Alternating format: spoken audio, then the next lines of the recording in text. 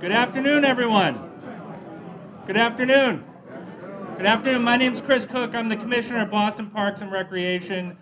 Thank you so much for joining us here. First off, I gotta just say, I'm in absolute amazement that the Army Corps of Engineers was actually able to manufacture rain so that we could all see the storm water and the flood mitigation properties of this park. How about a nice round of applause for them? I want to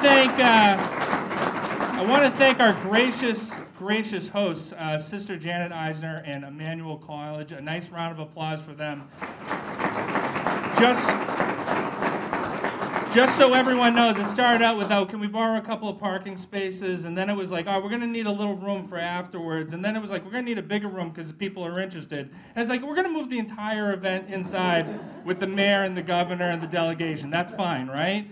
And throughout that entire process, as it is with everything, Emmanuel College, they approach everything with kindness. And we're very, very, very grateful for the hospitality. Thank you. They're our partners in the necklace, specifically Clemente, and we appreciate everything they do. So thank you, sister, very much for your hospitality. Everyone knows why we're here today, and we're going to hear a lot of good things about the reasons we're here today. So we're going to get right into the speaking program. It gives me great honor to introduce the Secretary of the Executive Office of Energy and Environmental Affairs, Secretary Matt Beaton. Thank you so much.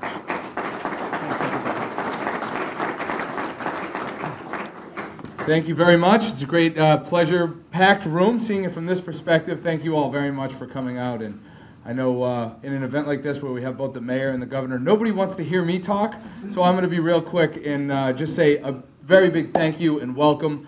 A very exciting day to celebrate this Phase 1 and dedicate the park. It is, I think, a very appropriate backdrop having the rain, because I'm sure everyone here knows the storied history that got us all here today of both the events, starting way back. Everybody kind of points to the storm in 1996, but all the way back to the 80s when the Olmsted project really got up and running, and folks really recognized the beauty that we have in the Emerald Necklace, and how it is important for us to carry on the legacy of Mr. Olmsted and protect the vision that he had of the American open space and the heritage that was born in his great vision. And that was really the seed that got the river restoration really starting to think. And then came the storms. The storm of 1996, and then subsequent storms through the 90s and the early 2000s.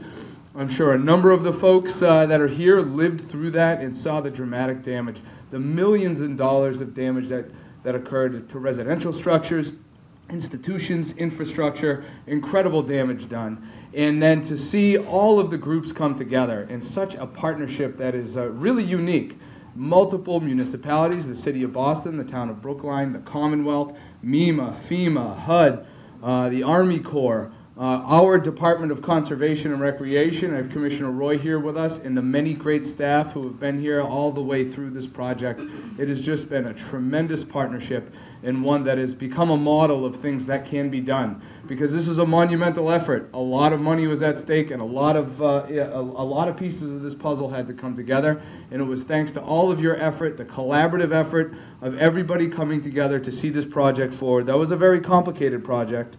And I want to point out a couple of partners like the Muddy River Restoration Project Maintenance and Management Oversight Committee and the Emerald Necklace Conservancy, who were core to this mission of bringing all the partners, the neighbors, and everyone together to make this day come here and for us to be able to celebrate this Phase 1. And I am very proud as Secretary to have been able to play a small role in this, and to work very closely with our Department of Conservation and Recreation to do our part in making sure that not only this phase of the project went through smoothly, but then we have our eyes set on Phase 2, and we very much look forward to working with everyone. And now it is my great honor to talk about one man really quickly. Tomorrow is Earth Day, as everybody knows. I've been running around the Commonwealth all day celebrating Earth Day and really focusing on one word: climate and climate change. And this project is a visionary project of the infrastructure and the work that we need to do to make investments to prepare and become more resilient for a changing climate. And a leader that I am very proud to work for, Governor Baker has been a leader in addressing climate change and adaptation and resiliency over the last 2 years, and I am very proud, and it is a great honor for me to introduce to all of you your Governor, Charlie Baker.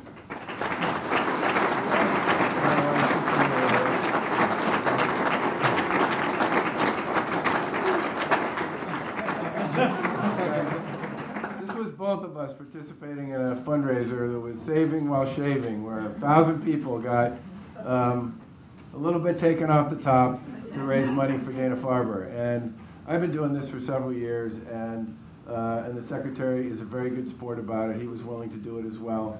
But I'm told by members of his family that they actually think he looks better this way. So thank you very much, Matt. Thank you, Governor.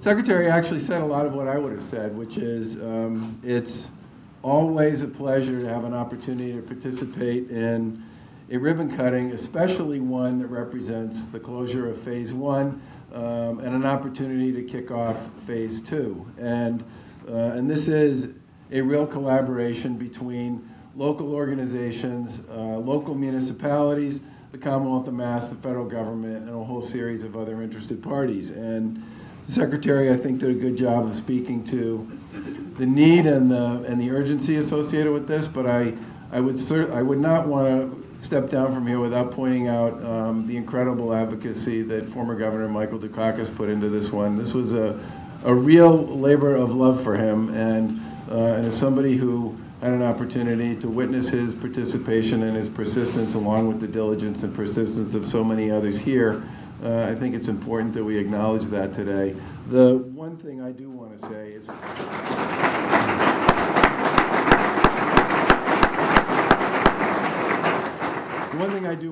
how much we're looking forward to working together on Phase 2. Phase 2 is part of our capital program. It's an exciting opportunity to so-called finish the job.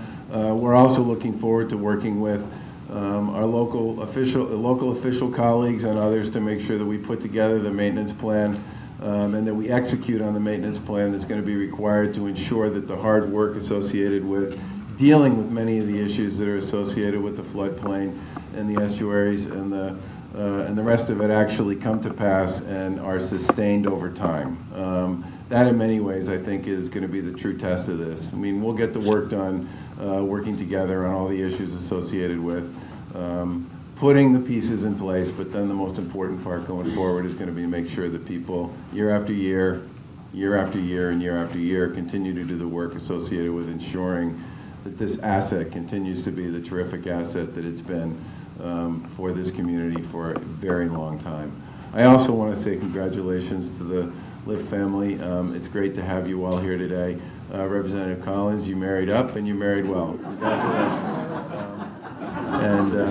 And I think in some ways opportunities like this are very special, and I think it's too bad, as I said to you, Steve, that Justine isn't here to see this because she would really appreciate it. Thanks very much.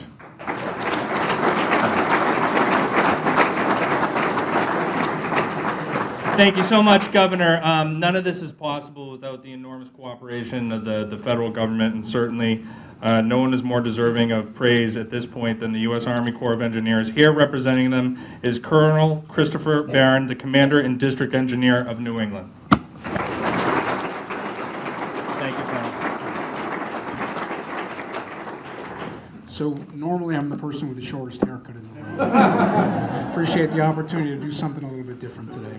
So thank you all for coming out today, and I promise to keep my remarks short, one, because I'll add very little to the tremendous comments we're here today, and two, because I brought my 7-year-old daughter and 8-year-old son with me today, and they hear enough from me at home as it is. So look, this is a great day for the Commonwealth and the City of Boston, Brookline, and Army Corps of Engineers. I think the symbolism of what we're doing here today represents the end result of a tremendous amount of hard work over years done by so many of the people and so many of the agencies that are represented here today. As most of you know, the underpinning of this project was a response, at least from the federal perspective, a response to some pretty severe flooding and damages that occurred in past years along and adjacent to the Muddy River and some of the tributaries in the area. And bear with me, I'll get engineering here for about 30 seconds or so. You know, our overall project objectives when we started out with this was to reduce the flood risk and enhance the aquatic and the riparian habitats along the Muddy River. And to do that, the team had to engage in some pretty imaginative engineering along the way. Phase 1 work that you all see out the window in front of you here, it required dewatering sections of the river, required removing and replacing those existing culverts that were underneath the parking lot. They had to dredge up years and years of sediment that had come down and all the phragmites that had grown in the area. And as many of you, or just about everybody who had come through here over the last few years, they had to manage that constantly evolving and updating system of new roads and traffic signals, which was, I'm sure, was always a treasure and a treat for everybody as they went through. So it's not easy stuff, particularly in a dense urban setting. But the Corps was very, very fortunate to have a great partner with all this with Charter Environmental of Boston.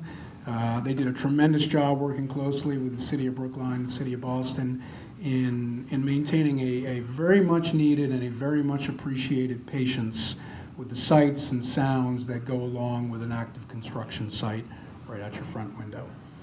So what's all this Phase 1 work brought us? First and foremost, we're well on the way to making Muddy River safer and driving down the risk of the floods that we mentioned earlier. We're also improving much needed fisheries and wildlife habitats, and as mentioned earlier, we're promoting and enhancing the recreational use of the Emerald Necklace parklands. So at the risk of having my microphone cut off here, I will confess in front of the crowd to being a native New Yorker. Which is probably good, I've got my back to the window. But so, as such, as a child, I went to Central Park in New York City, which was one of Olmsted's creations. And just a few years ago, when I lived in upstate New York, I lived right next to Olmsted Park, which was designed by his nephew. And so I'm here just a couple miles away from Fairstead down the road where he designed the Emerald Necklace. And I am profoundly grateful for being permitted to play just a very, very small role in restoring the vision that Olmsted had for the way that we connect with nature. So I'll wrap this up by thanking the partners and the stakeholders, the Commonwealth, the City of Boston, Town of Brookline, and all the individuals and the groups involved over the years that were required to get this going and then to get the construction ongoing. I think I speak for everyone here when I say that we're definitely looking forward to getting Phase 2 started. Finally, I'd like to recognize somebody who couldn't be here today. So last year, we lost our Civil Works Program Manager, Mr. Michael Keegan. And Mike was a vital force for the New England District, and I'm sure many of you in this room knew Mike. He was renowned around Boston, and he was instrumental in making the Muddy River project from the Corps' perspective a reality. We cherish our memories of Mike, and we're very grateful that his family is here with us today to witness the fruits of his efforts. So thank you very much.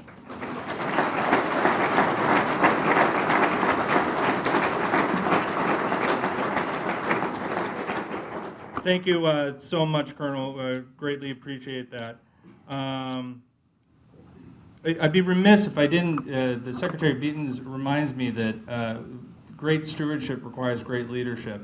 We're very, very grateful to everyone in the City of Boston who has worked so hard on this project. Certainly our project manager, Kagan Weeks, and also our Director of Historical Parks, Margaret Dyson, all under the auspices and leadership of our Cabinet Chief of Energy, Environment, and Open Space, Austin Blackman. So thank you, Austin, who's fresh off the marathon, so we're very grateful that he's here, so thank you.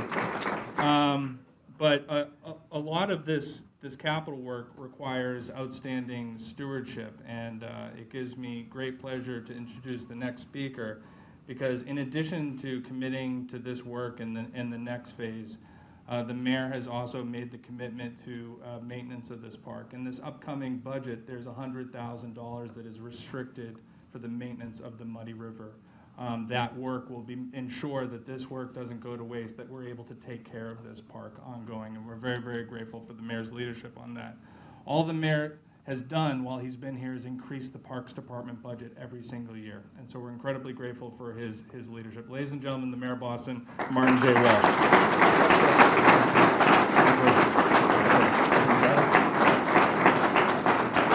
Thank you, Chris, and I didn't shave my head like the governor did. Chris didn't want to shave his head. I didn't want to shave my head. Austin did shave his head, so one of us. I want to thank the governor, thank Matt Beaton, who I served with in the House of Representatives with, for being here today. Governor Dukakis, but most importantly, Kitty Dukakis, thank you for being with us today.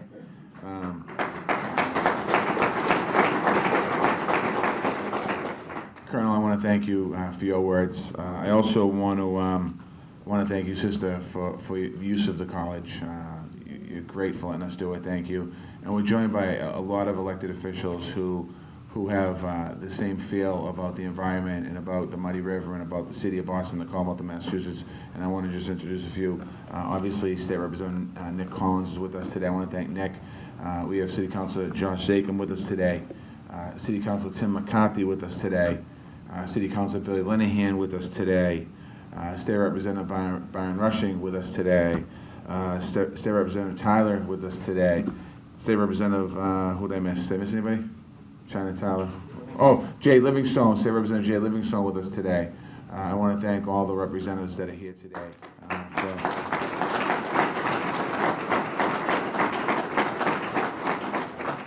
And every single one of them, care about our open space and our parks. And Chris talks about it, and Matt Beaton talks about it a lot.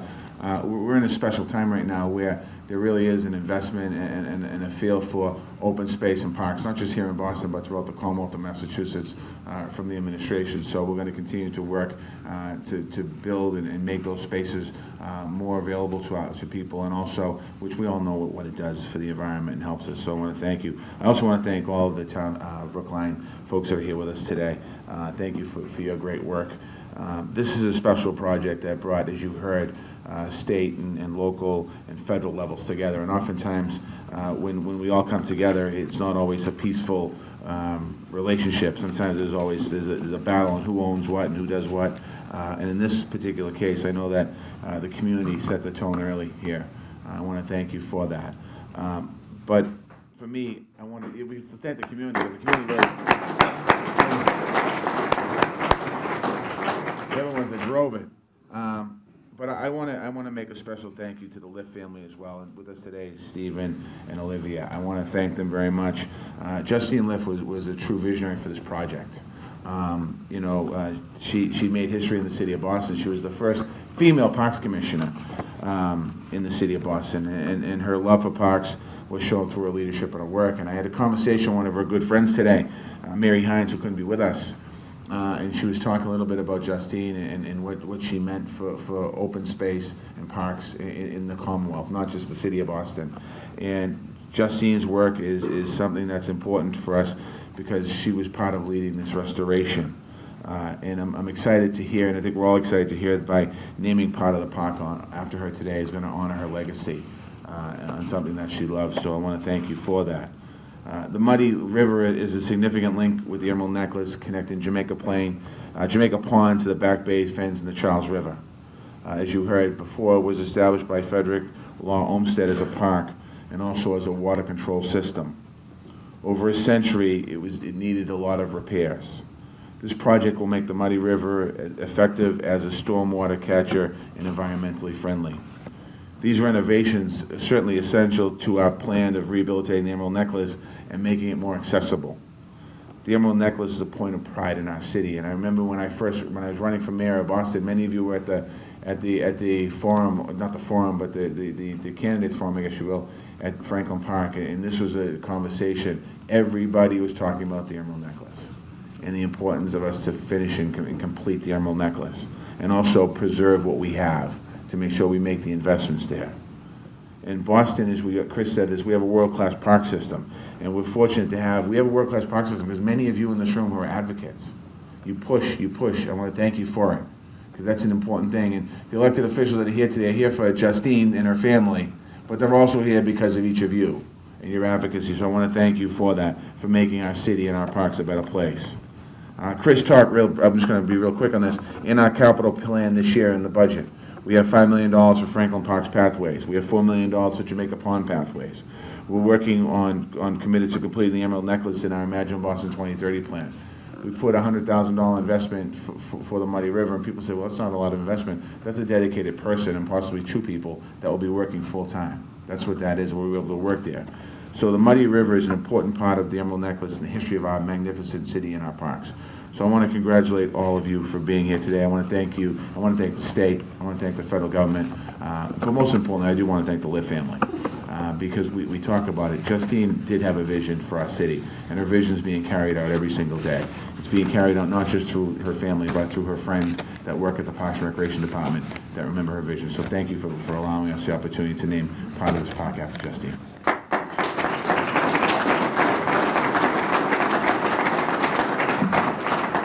Thank you, Mayor. As the Colonel mentioned, we had many friends, and as the Mayor said, there were so many advocates that were involved in this project. And throughout it all, the Army Corps expressed a great partnership and a willingness to coordinate with the community. And so I just wanted to acknowledge again the dedication of Michael Keegan and to the Keegan family to let you know that we'll be honoring Mr. Keegan with a bench in this park. And that's just a small token of our appreciation for all the work and for the countless hours that he was away from his family and dedicated in service to the city of Boston. We're very, very grateful for that. This is a partnership. It's not often that the state, the city, the federal government, and towns work together. But this is a true partnership. This project, the necklace, is a partnership. It works because of that partnership. Ladies and gentlemen, please give a warm welcome to Neil Wyshynski, the chairman of the Town of Brookline Board of Selectmen.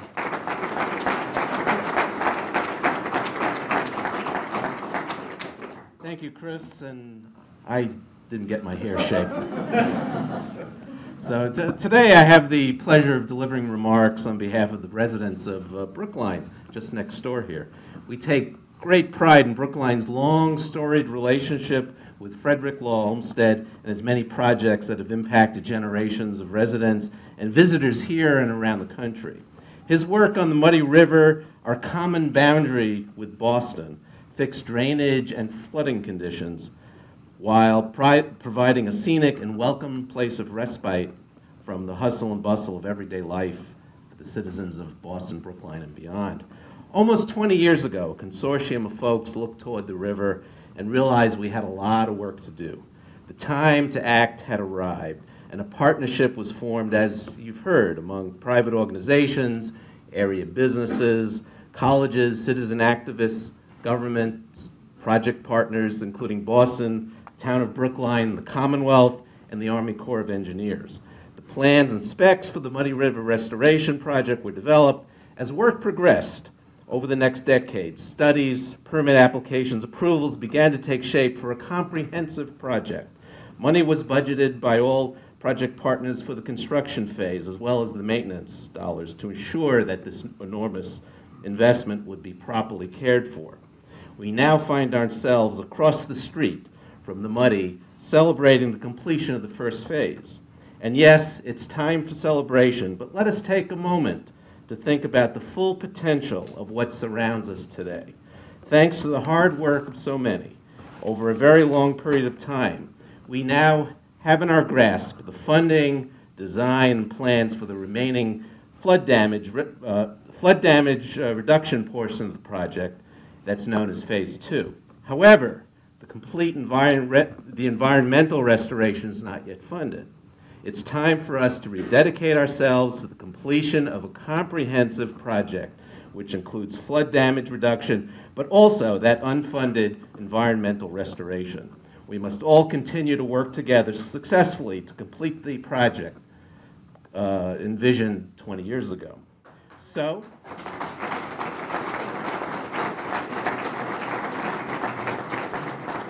as we look around, we can see the outcome of our collective efforts to preserve and protect this resource for future generations. Let's continue our combined efforts to try to find some way, by some means, to bring the Muddy back to the full and complete landscape envisioned by Frederick Law Olmsted. In closing, on behalf of the Town of Brookline, I'd like to thank all those who've assisted in this journey, including the public agencies, private partners, the advocacy organizations, citizen activists, and volunteers, as well as our entire congressional delegation that make this success story possible. And thank you to the Army Corps of Engineers. Thank you. Thank you, Mr. Chairman. And I have to say, our counterpart in Brookline, Director of Parks, Erin Galentine, is an absolute joy to work with. And we're joined by her today. So, Erin, thank you so much for joining us. And speaking of advocacy, is there any better advocacy group than the Emerald Necklace Conservancy? And we're joined today by their Executive Director and President, Karen Moni-Brodick. Karen, if you could wave. Karen, thank you so much for joining us. And now, I hear the most from the mayor about the quality of our parks, but the vociferous nature of the mayor's comments on the quality of our parks is only matched by the former governor of Massachusetts, who is here representing the Emerald Necklace Conservancy today. Ladies and gentlemen, a warm welcome for Michael Dukakis.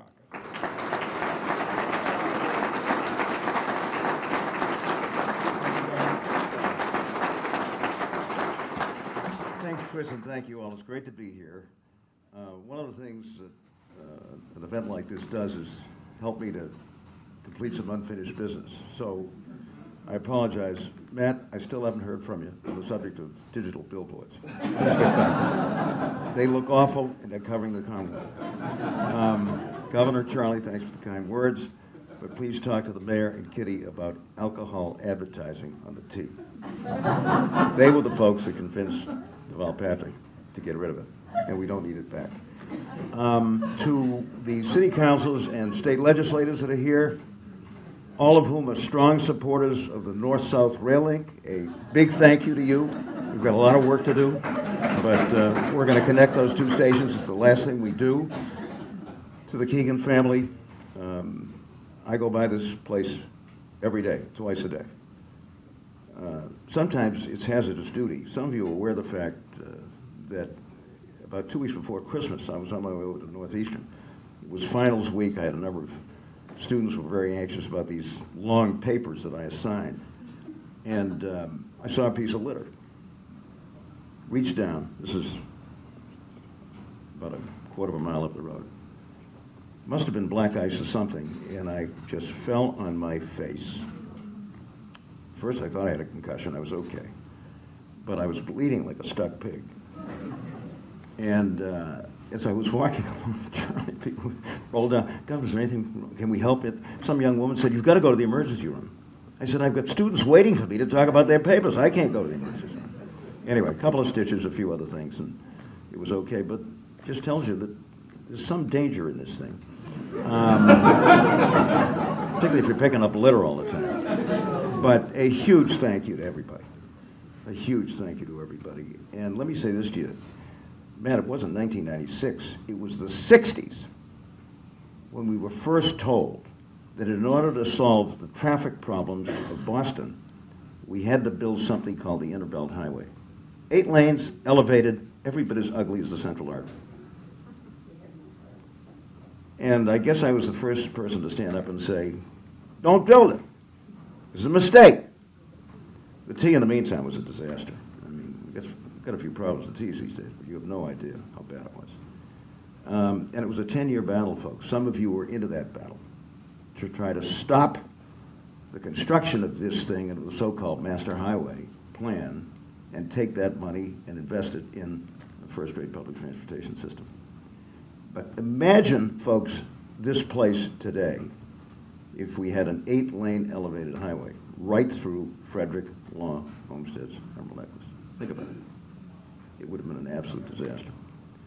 So I'm pleased we were able to stop that, and then to give so many of you an opportunity to really do something which is very, very special.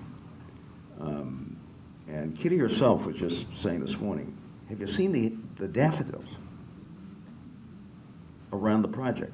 You know, it's small stuff, folks, but it's really very special. And by the way, I'm very proud of this wife of mine. Tomorrow, she's going to be honored by Yale University as the Mental Health Advocate of the Year.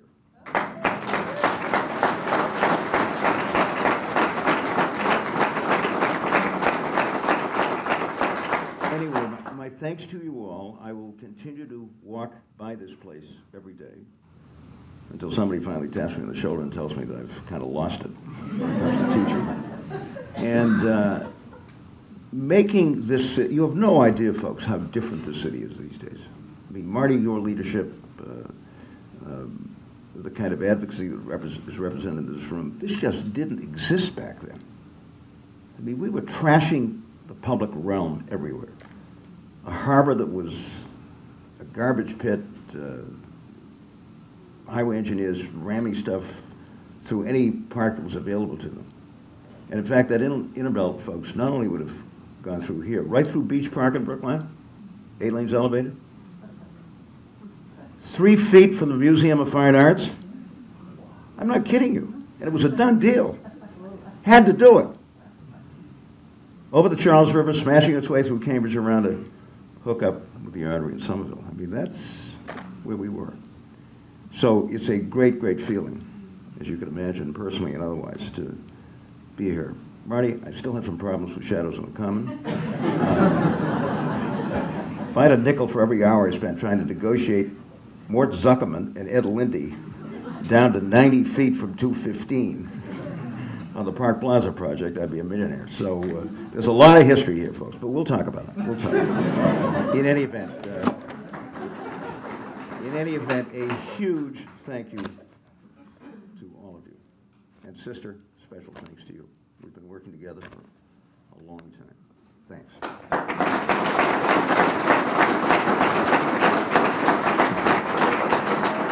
Thank you very much, Governor. As the Governor touched on again, a theme here is that the advocates, the community has really pushed that. Certainly there's no advocacy group that's been doing a better job than the Muddy River Restorations Project Maintenance and Management Oversight Committee, and here representing him is their chair, Francis Gershwin.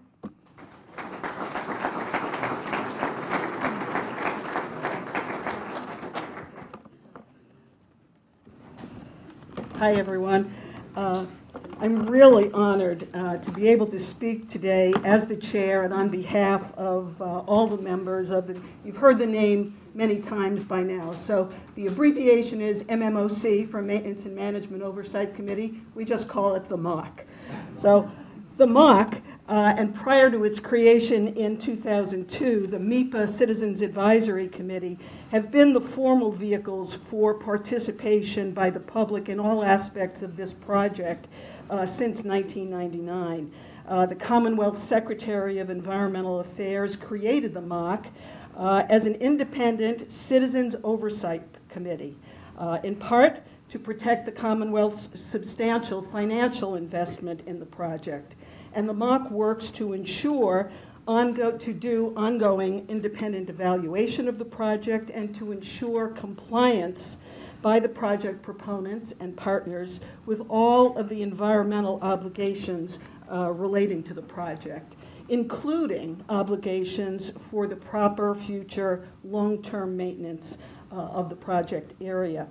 While the MOC is now the formal vehicle for public participation, we need to acknowledge that we would never have reached the milestone that we celebrate today without the unwavering commitment, passion, and persistence of individuals and community advocacy groups over the years.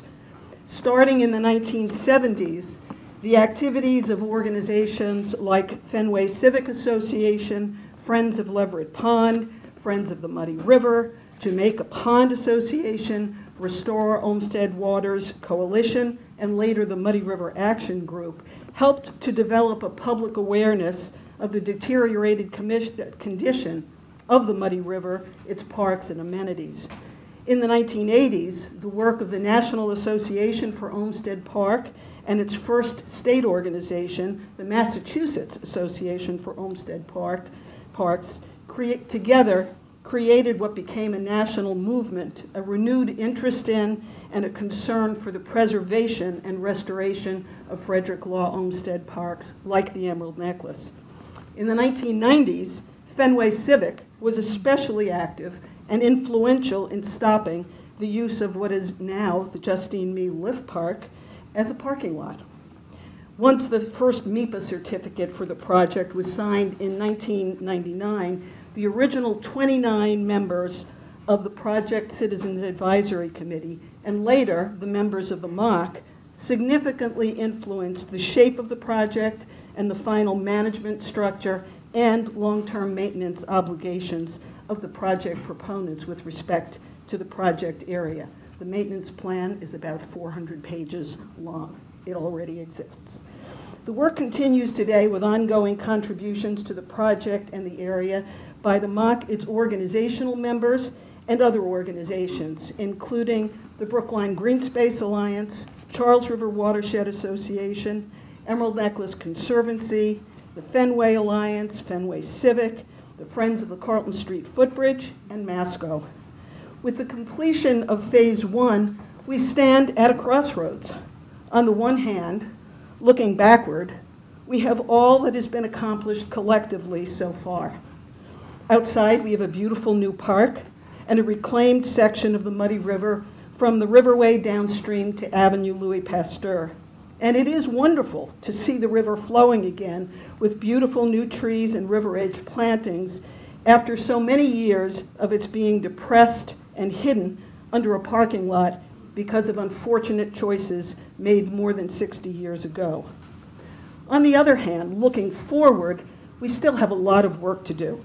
We first need to ensure that Phase 2 of the project is completed, with dredging and some removal of Phragmites upstream into Leverett Pond in Brookline and downstream to Charlesgate, and with the restoration and reopening of the Carlton Street Footbridge entrance into the Riverway Park. We also need to press for completion of the comprehensive project as originally envisioned, with full bank-to-bank dredging and removal of invasives and restoration of the riverbank throughout. Phase 2B, as one advocate, Sarah Freeman, has dubbed it. However long it may take us. But most importantly, we must work tirelessly to ensure that we do not repeat the mistakes of the past and that the Justine Mee Liff Park and all of the Muddy River parks are forever properly maintained and preserved for the enjoyment of all. The MOC has created a new campaign, the Our Muddy campaign, a community campaign to reclaim an urban treasure. I hope that you are all wearing your Our Muddy buttons and that you all have copies of the first edition of the Our Muddy newsletter informing the public about the Muddy and its part in the Olmsted legacy, and with the goal of expanding the already broad support for sustained stewardship of this historic area. I hope that all of you will join with the MOC and its members in making our Muddy your Muddy too, in committing yourselves to being permanent stewards of the Justine Mee Liff Park and the other Muddy River parks, and to working with us to ensure that these parks and the river itself remain the jewels that they are. Thank you. Very, very well done. Very well done. Thank you so much, Fran. As the mayor said, Justine Liff was a tireless advocate, and she has shaped our system. We're joined here today by our head of design and construction, Rob Rutenbucher, the chief of the park rangers, Gene Savillo, director of external affairs, Ryan Woods, our maintenance folks. There is no element of Boston Parks and Recreation that wasn't shaped and inspired by Commissioner Liff and her accomplishments. And certainly I'd be remiss too if I didn't mention the extraordinary stewardship of Commissioner Tony Pollack during her tenure as well.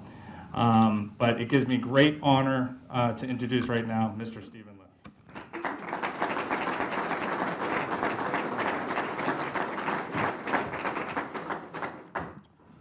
For those of you who don't know me or may not recognize me, my name is Stephen Liff, and to paraphrase one of my boyhood idols, John F. Kennedy, I'm the man who had the honor of escorting Justine Liff to a number of public events in the 1990s.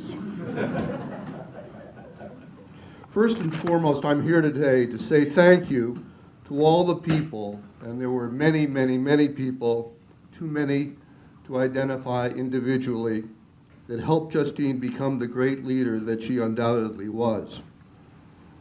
We all know that she could never have accomplished half of what she did without your help and support.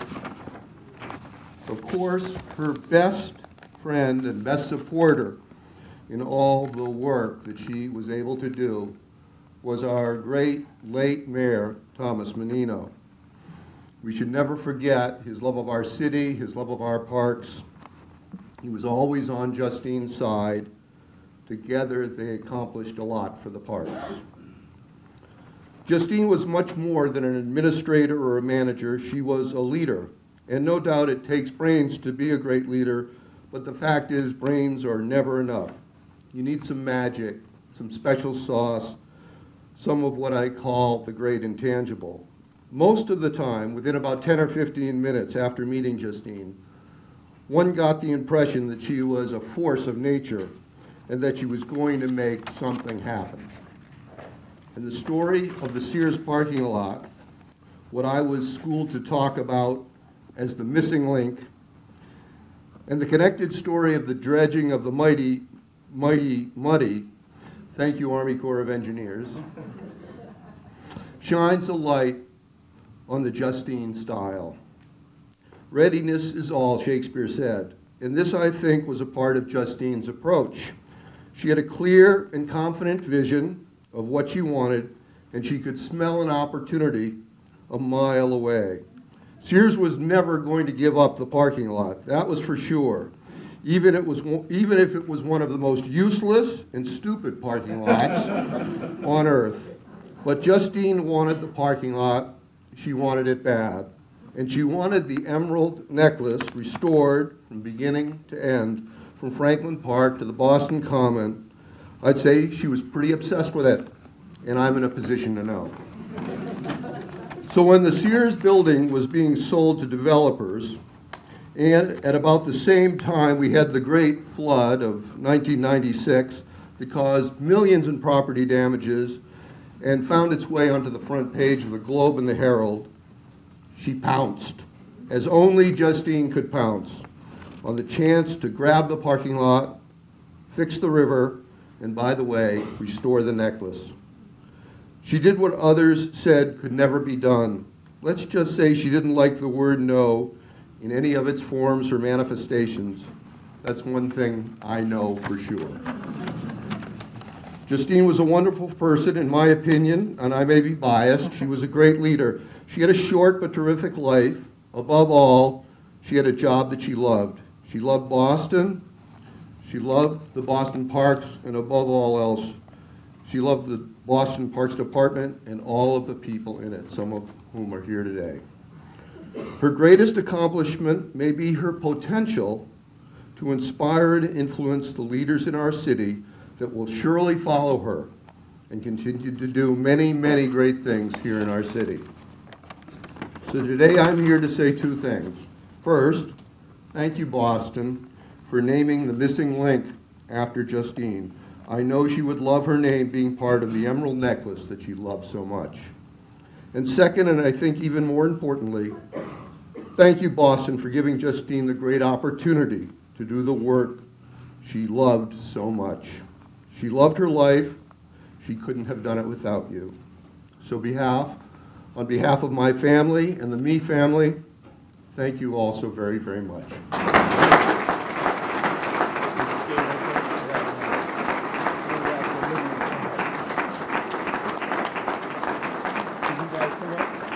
So at this time, I'd like to ask the governor and the mayor to join the Liff family unveiling the sign that will adorn this park.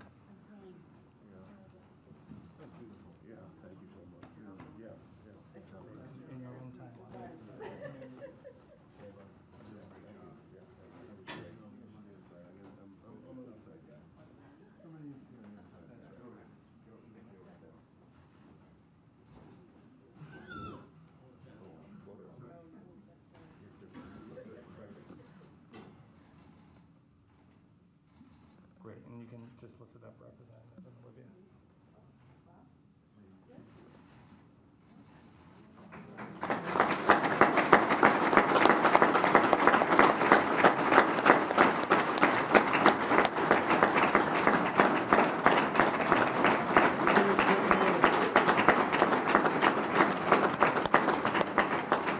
At this time, I'd like to ask the elected officials to join the Liff family, the mayor, and the governor for our ceremonial ribbon cutting, as well as Chief Blackman.